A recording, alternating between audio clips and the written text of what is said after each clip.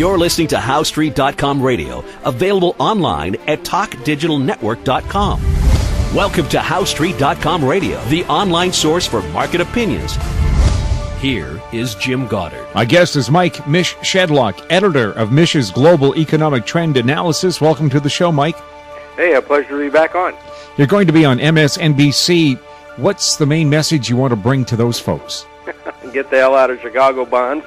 Actually, I'm going to be talking about Chicago. This is the third time, and once again, it's the sorry state of Chicago pensions, Chicago bonds.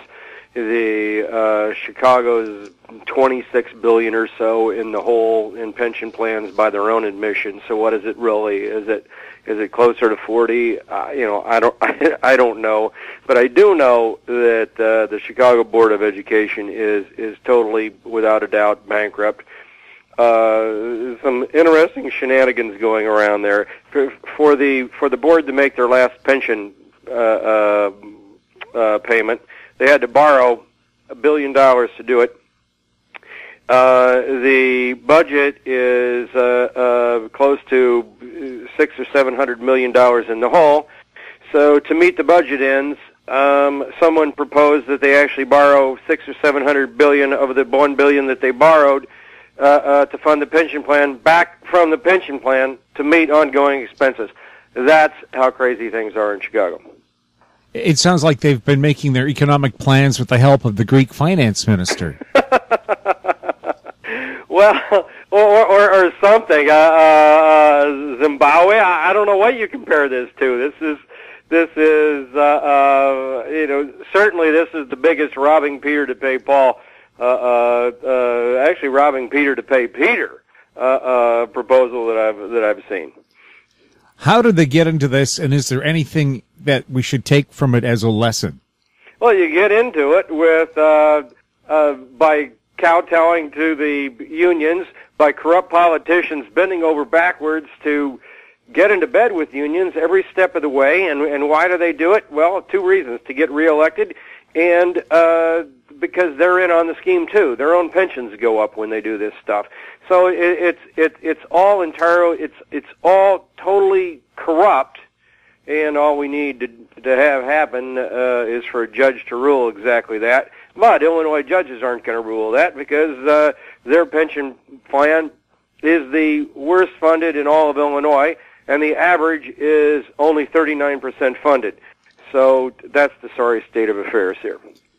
How can they be allowed to rule on their own pensions? Well, that's a damn good question, but it's going to happen. In British Columbia, they have a law saying that a municipality can't run a deficit. Well, the state of Illinois has the same rule. Illinois cannot run a fiscal deficit, but the problem is what they call a deficit. Somehow borrowing money to meet ongoing expenses is allowed. Now, it's certainly not for the purposes of selling tax-exempt bonds, but Chicago's been doing that as well. So that's without a doubt illegal.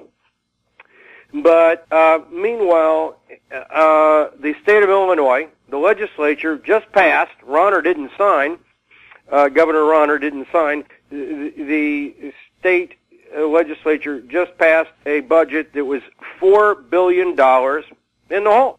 Now, the Speaker of the House, Mike Madigan, said he admitted up front that they passed a bill that was $4 billion in the hole. In other words, he's admitted that the legislature purposely passed a bill that's illegal by the Illinois Constitution, and they did it on purpose.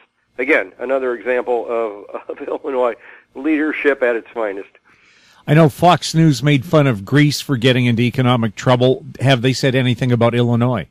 Well, Illinois is going to hit big time, and it's going to be as soon as, hopefully, the Illinois legislature passes a law allowing Illinois municipalities to go bankrupt.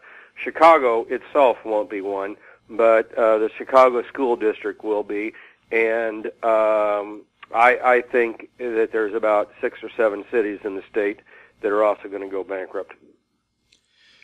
Is there anything else that we should get from this? Is this something maybe the U.S. federal government should pay attention to? They seem to owe a lot of money to a lot of people.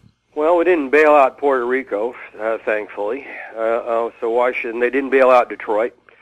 So why are they going to, come to the aid of Chicago public schools? They'd be crazy to. That doesn't mean that Obama might not want to give it a go, but I believe such aid would have to come from Congress, and Congress ain't going to. This Congress ain't going to pass a bill bailing out Chicago schools. So it's between Chicago and the state, and Mayor Rahm Emanuel wants to get $500 million from the state. He actually passed a budget expecting to get $500 million from a state that is budget is $4 billion in the hole. So how's that going to work? It's not. Is there anybody who will bail them out? Maybe the Donald will come along and do it. I don't think so. This is the next step for a lot of these troubling situations is bankruptcy court, and that really depends on the legislature. Otherwise, what else are they going to do? They're just going to default without being able to declare bankruptcy. This situation's happened for several cities in California. Is this a situation that faces several municipalities in the U.S.? Yes, absolutely, and there's more to come in California. California at least allows cities to go bankrupt. Now, the weird thing there is bankruptcy laws are not governed by states. However, states can opt whether or not they want to allow municipalities within the state to go bankrupt. Once they do, they're under federal statute, not state statute. So when the cities in California went bankrupt, they had the right, and federal bankruptcy lawyers ruled that these cities could default on pension plans. And what did they do? They elected to default on bondholders and pay off the pension plans in whole. Well, that's going to work until the next time they need, any money from somewhere. No one's going to buy their bonds. So there's going to be a payback to that, and I think some of these cities in California that came out of bankruptcy and are attempting to meet their pension obligations, well, they're going to be back in bankruptcy court the first time that the stock market goes down, takes a major hit. And, I've been expecting that for some time, but I can't say when, but it's coming, and the longer we go without a major correction, then the bigger that correction is going to be. And the amazing thing, switching back to Chicago, is in spite of this massive rally in the stock market over the last 5 years, every year the state's pension plans became more and more unfunded. Amazing. So these plans are going to be insolvent if the stock market takes a big hit. We'll have more with Mish Shedlock right after this. More and more people are looking to the Internet for intelligent, riveting, and thought-provoking interviews. To advertise on the Goddard Report and TalkDigitalNetwork.com, call 604-699-8600, 604-699-8600. Welcome back. We're speaking with Mish Shedlock. Mike, is the situation in Greece over? Can we walk away and rest easy? Hardly. They did the ultimate can kicking here, and this one actually caught me by surprise, although a couple people said, Mish, you should never be surprised, and you've often said yourself, don't be surprised by the stupidity of politicians. Here they accepted a deal far worse than the one they could have gotten a few weeks ago. At the end of this deal, Greece is going to be, not $300 billion in the hole, but $400 billion in the hole.